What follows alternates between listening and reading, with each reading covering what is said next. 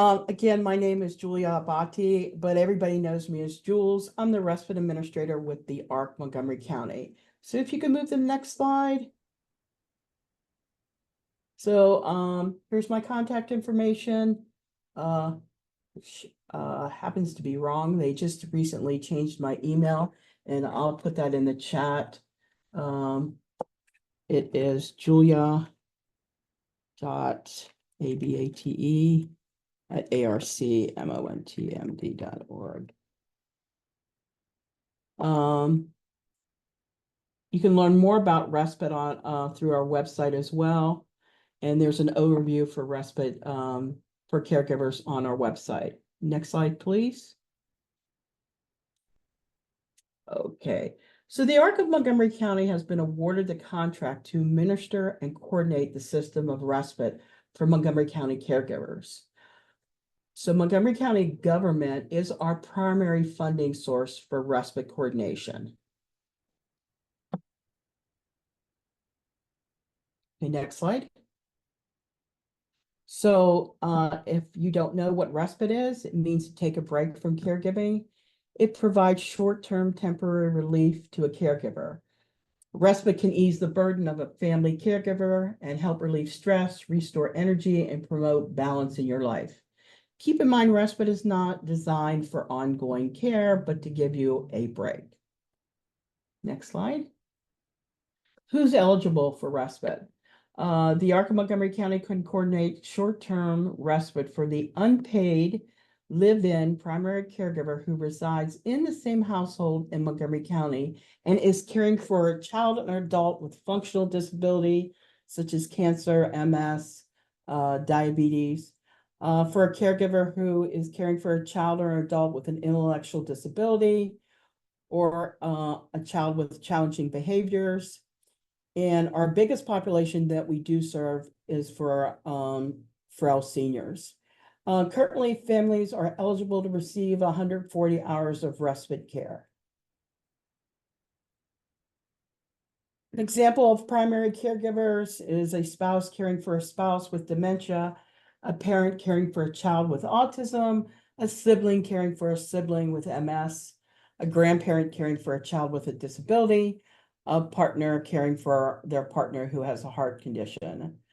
Just keep in mind, you're not eligible to apply for respite if your loved one receives any kind of state, federal, military, or veterans funding for in-home services. Our program is designed for people with little to no funding for caregiving.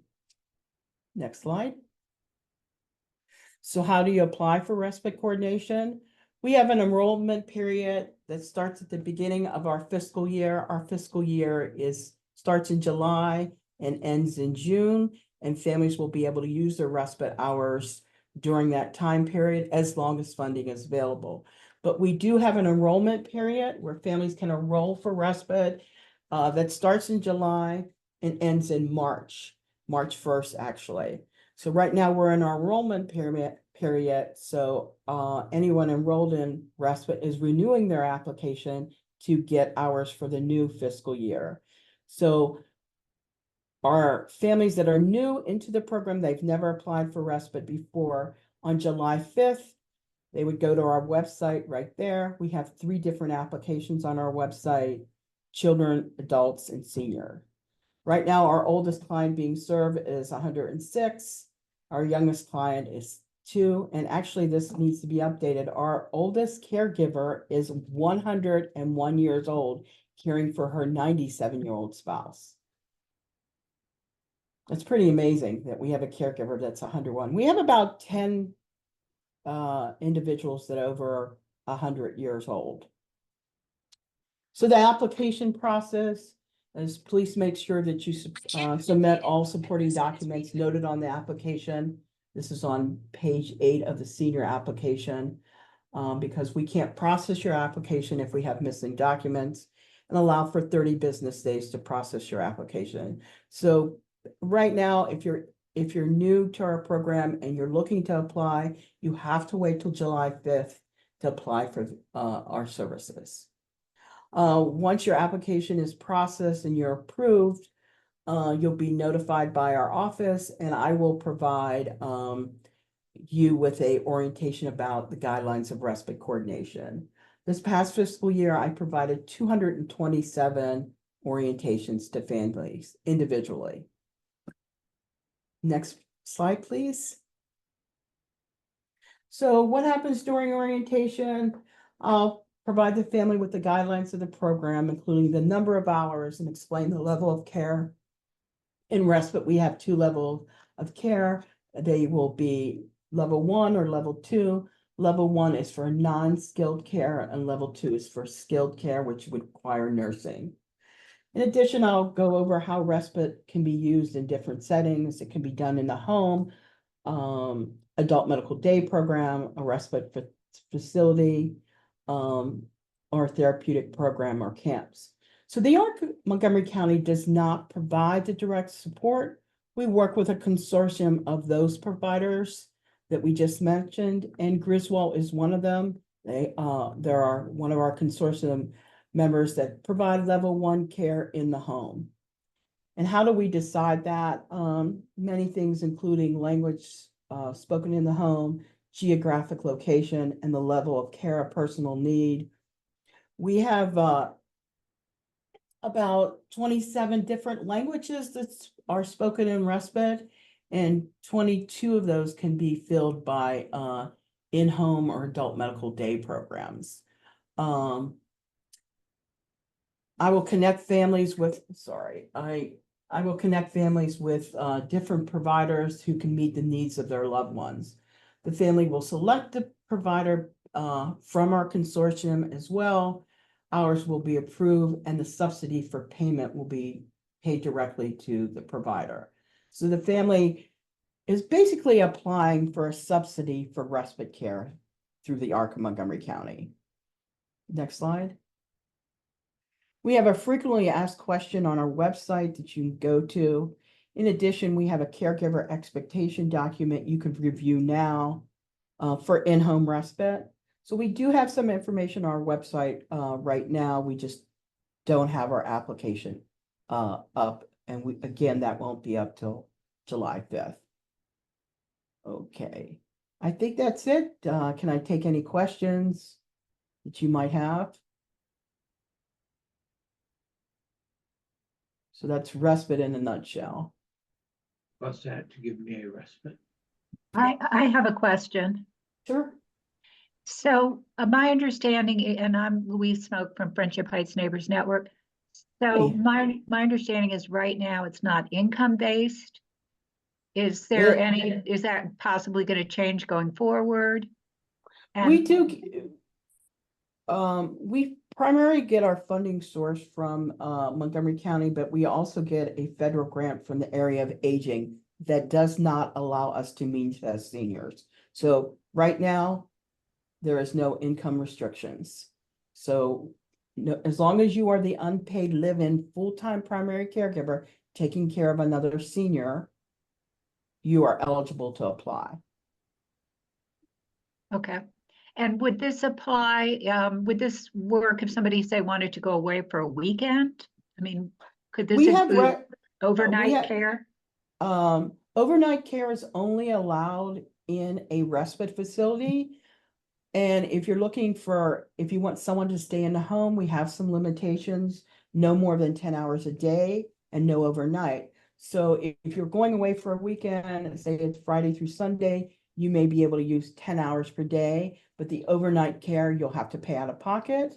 And if you want like a 6-day stay, that's about 140 hours, you would have to stay in a facility. Some of our facilities may give you up to 2 weeks because we pay an hourly rate and their rate may be lower than our hourly rate. And we'll discuss that all when during orientations. It's very hard to get a respite facility to do a weekend stay, because typically they want a 2-week minimum. Most of them actually want a 30 days, but a lot of our consortium members that we work with Arden Courts, all 7 Sunrise communities. We work with Serenity Gardens, JK House of Grace, Olney Assisted Living, are some of our respite facilities that we work with. And I know the facilities, yeah, like you said, it might be a week. Like, will they do a week? Or are they expected? Yeah, Okay, just depends. yeah, it depends on the agency and their availability. But we'll work with the family on that to find something that can meet their needs. I have a question. This is Nina from Jessa. So you said 140 hours. Is that like through the whole year, week, month? What does that include, the 140? 140, you're eligible for 140 hours in a fiscal year, which starts as soon as we get our purchase order in July. So Okay. families use it differently. So first of all, 140 is not divisible by 12. We know that. Right. But that's the number that the county gives us. Some families may use 11 hours each month with Griswold, for example. Some families may choose to use 40 hours every month, and then until they run out of their hours. So they may use 40 hours in July, 40 in August, 40 in September, which would leave a balance of 20 in October. Some families use their 140 hours in 1 month. They may go to a respite fair. We may be sending a child to camp for the summer. So it really depends on how families use their hours, but we're pretty flexible on how you can use your hours.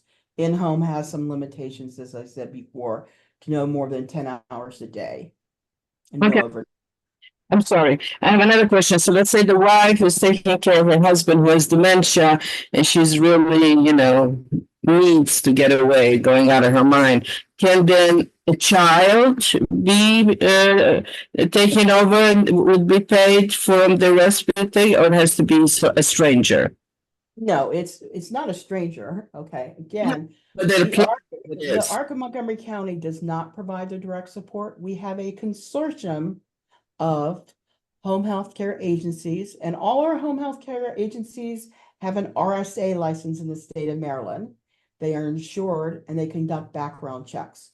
We do not use independent providers. A relative cannot be used, or a friend. They have to be on our consortium of care. So that's really important. And we pay directly the agency on our consortium. And that's all noted on the respite application, that relatives or friends cannot be provider. Do you have people who speak Russian? Yes, we do. Okay. We work with 2 home health care agencies that have Russian speaking caregivers, Ukrainian, Slovak languages. We have agencies that have Chinese speaking caregivers, Cambodian, Vietnamese, Amharic, Tagalog, Spanish. So we try our best. Thank you. Guys are doing a great job. We try. Much needed. Much needed. Yes.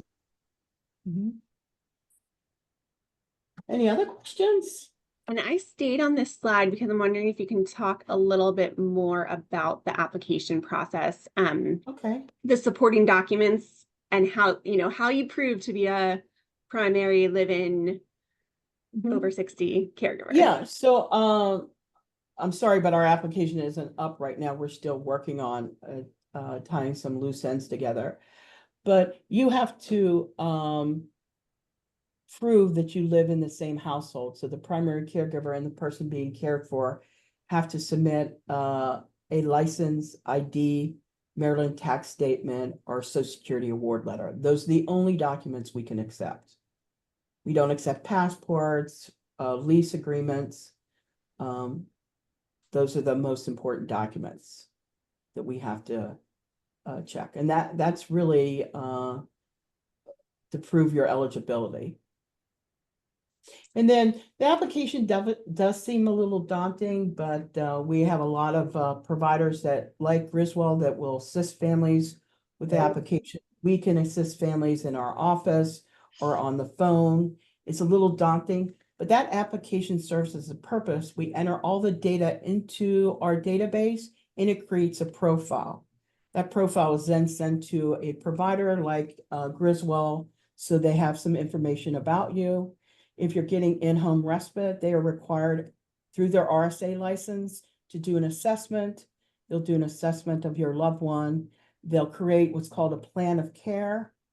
and their aides must follow that plan of care.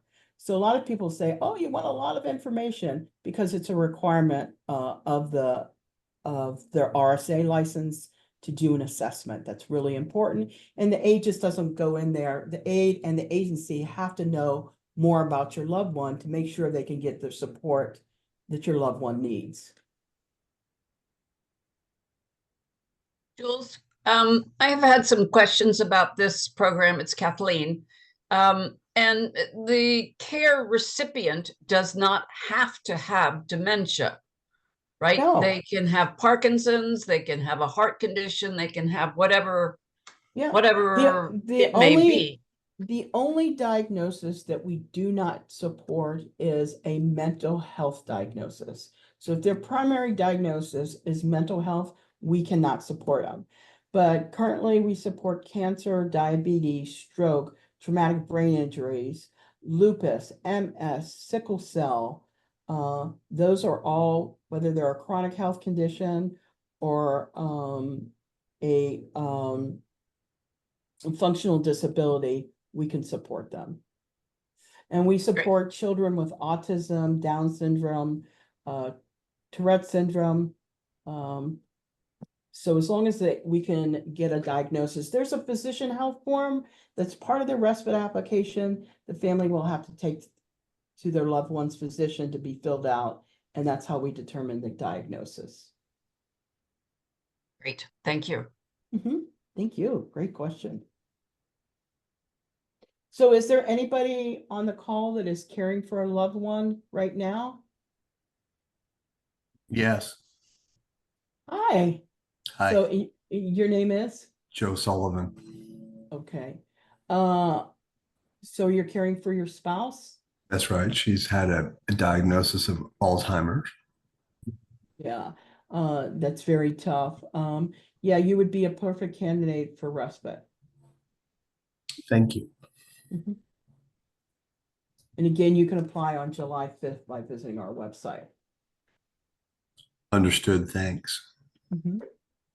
Yeah, I will definitely be sending out the information, with the application when it does come online July 5th. We're eagerly awaiting the application to be released.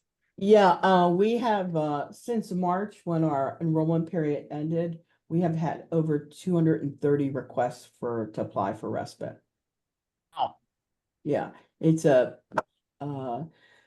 huge need, even though Montgomery County is very socially influential in many ways, whether it's personal or financial. There's still a need for respite. People need to take a break from caregiving. As I said earlier, we have families that are 90-year-olds caring for 90-year-olds. That's just insane when you think about it. And there really is no other program like that. In order to get ongoing care, you would have to apply for a Medicaid waiver, which many families are not eligible for, unfortunately. So I think by 2030, the average age in Montgomery County will be 65 or older. So it is a growing aging population in Montgomery County. Julz, I have another question. Approximately how many families or individuals are you able to help annually with the senior respite program? That's very difficult. We say around 600, but we have families that come in and our numbers change every day. Families come in, families are closed. So families get waiver services, then they're not eligible for ours. But typically anywhere between 550 and 600. Wow, we actually did run out of funding in I knew that we were going to run out of funding in March, so I went to the county and said I would not be able to approve hours for families already enrolled who requested hours for May and June. They were very gracious and gave me that funding for that.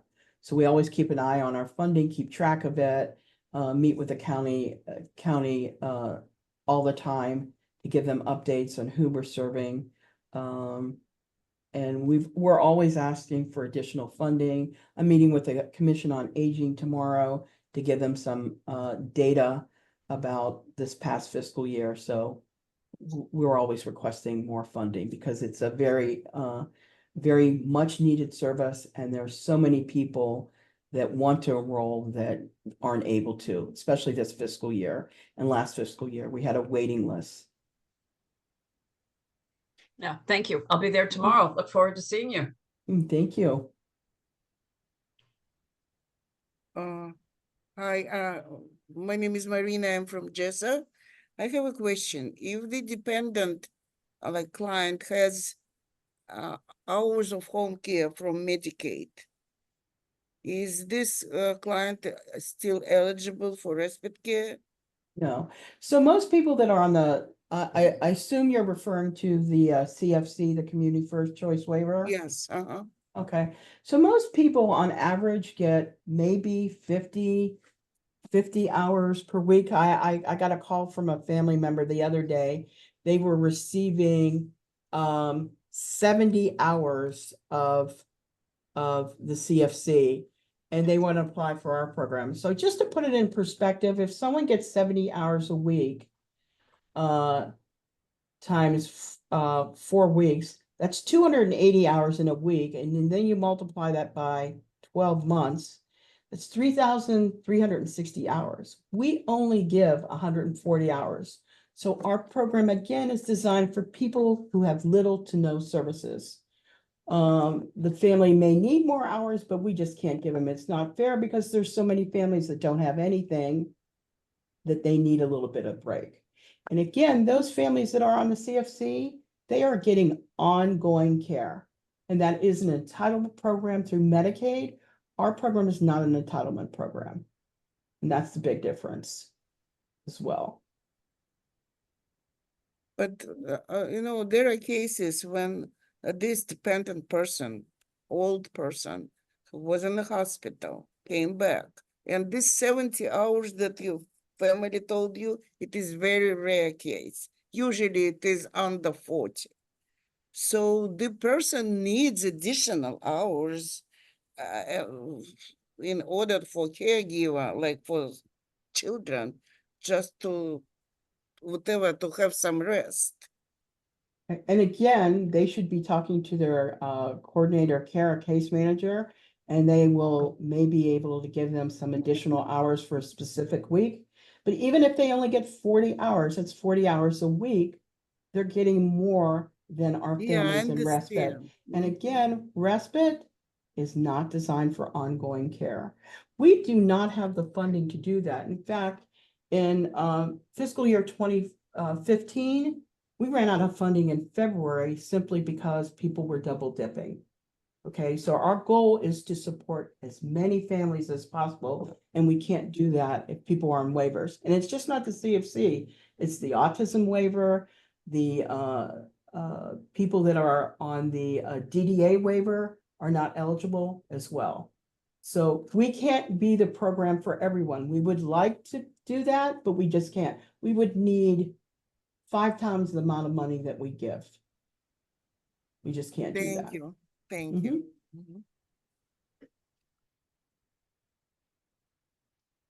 I'm sure you go over this in orientation, but when, say, you apply July 5th and you're approved, 30 days later. 30 business days. 30 business days later, right? And so you say you start care, but you need to stop for some reason. I guess, like, how do you close a case? What would be the kind of means to close a case? So typically if a family, a lot of times our families are enrolled in respite and then all of a sudden they'll go into the hospital. Well, the provider can't go in the hospital. You can't use your respite hours where you're in the hospital or rehab. So a family will most likely just inform us that their loved one's in the hospital and we just stop respite. Your file is closed for many reasons. First, if you don't renew your application every year. Second, if you receive a Medicaid waiver, you've been applying for respite, but then you were approved for the CFC or the autism waiver. If you've moved out of Montgomery County, if a primary caregiver has passed away before the person is caregiving, so there always has to be a primary caregiver taking care of someone. So for multiple reasons, a file could be closed. And if the care recipient, you know, so does go to rehab for a few months, but you plan to continue respite after that few months, you're just going to be like, the caregiver is just going to be letting the ARC know and keeping them updated. And yeah, and then we'll let you know. Sometimes though, usually the agencies tell us that the loved one has gone into rehab or gone to the hospital. They'll let us know. But yeah, as long as funding is available. We just had a family that their loved one was in rehab for 6 months and they started using their hours again. But just keep in mind, as long as funding is available, we can approve hours. Not every respite occasion is guaranteed, especially when we get toward the end of the fiscal year. But again, we go over all that during orientation, and it's also explained in the application as well. Hi, I have another question. This is Lita from JSA. So how would you define the same household? Because sometimes the children take care of their parents, but maybe they are on the IRS record, they are not the same file, the same tax return as a dependent or something, or they just need to live together and the parents have the children has a carrying the fact. Does it qualify? So it's not means tested. I mean, we don't ask for income. Now there is a question that the county is collecting data. They want to know the whole entire household size. So if you got a parent living upstairs, parents living upstairs, and the family living downstairs in the same household, we're going to want 4 people on there and the incomes of all those 4 people. But that income does not make you not eligible. Okay, it's just counties collecting that data, and that's a new thing they put in this fiscal year. Thank you. Data, but you do have to prove residency. So whether that's you have to prove that you're a resident of Montgomery County and that you live in the same same. household. You have to live in the same household. I see. Okay, great. Yeah, Thank you. you have to live in the same household. And respite can be, if you're using it for in-home respite, that's where the respite has to be delivered.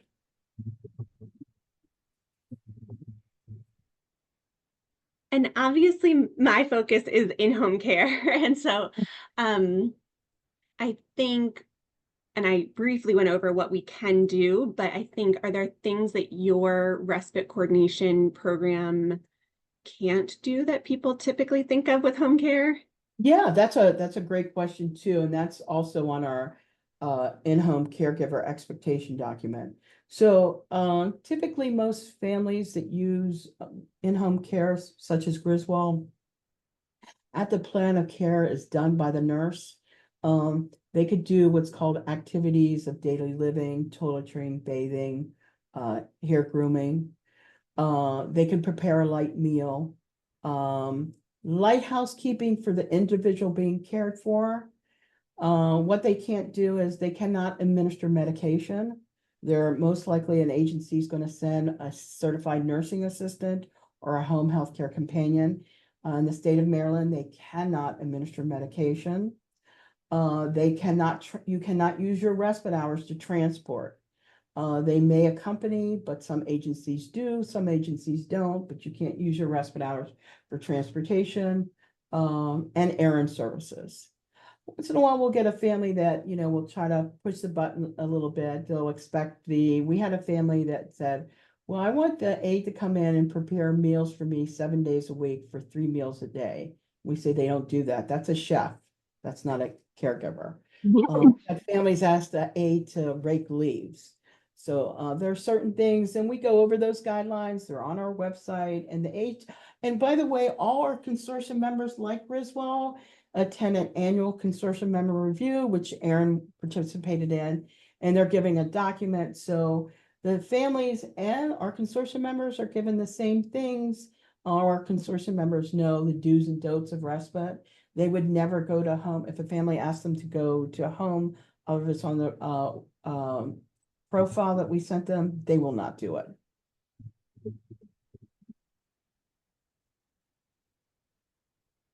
So we're pretty transparent with our families and with the agencies.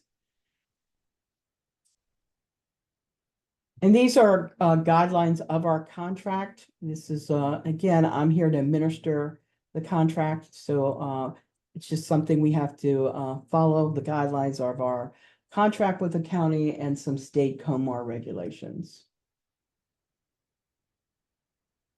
Anything else? How long has this program been in Montgomery County? And do other states have similar programs or other counties? This program's been, I guess, around for about 30 years. And as far as other counties in Maryland, Frederick, most of the counties do have them, but they're operated slightly different. For example, in more like in Garrett County, they may only get state funding. So the other counties may just get state funding, where in Montgomery County, we get the bulk of our money from the county versus the state. We do get some state funding. PG County has a program as well. Their programs, though, in most of the other counties, you have to go through the Department of Social Services. Where in Montgomery County, the county has contracted out to the ARC. So not all ARCs do respite. Frederick County, my understanding is the program has been suspended. Several programs were suspended due to COVID, and they haven't really been back on their feet. So there are other programs, but they're slightly different. Depending on their funding, they may give different amount of hours. They may use a voucher system, and most of them do not have a consortium. But the state, we provided the state with so much data from our application, they modeled our application, and now any other county uses an application that's modeled after ours, because we provide them with the most data. So it's slightly different. So you would have to call your local social service office if there's a need in another county. Thank So you. it could be slightly different.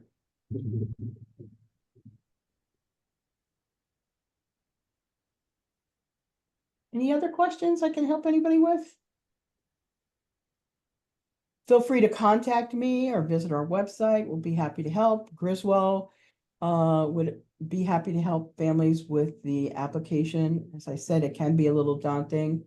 We can help you, whatever we can do to assist you. We're here for you.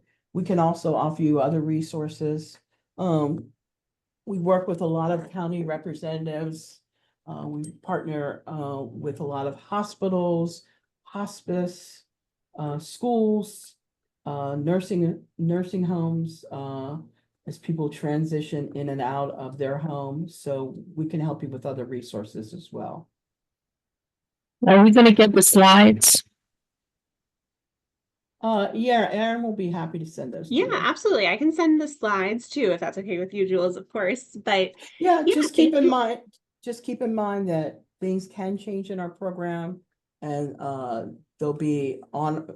That's why we always want you to get the application from our website. Please don't make copies, because if they expire, if the county says we have to change something, you always want to get the application from the website. And you'll know it's a correct application because it'll say fiscal year 25, each year the application change. We are hoping to put this all online for everybody sometime this fiscal year, so, but we're working on that right now. Any other last questions? I really appreciate your time, Julz, and appreciate everyone for joining us today. I'll definitely share the slides and the recording even, and remember, July 5th to go online if you're looking for that application. Thank you so much for inviting me here. I wish everybody well. I hope we can help you and take a break from being a caregiver. So stay well, keep cool, and have a wonderful day. Thank you so much. Thank you. Thank you. Thank you. Take care now. Bye-bye.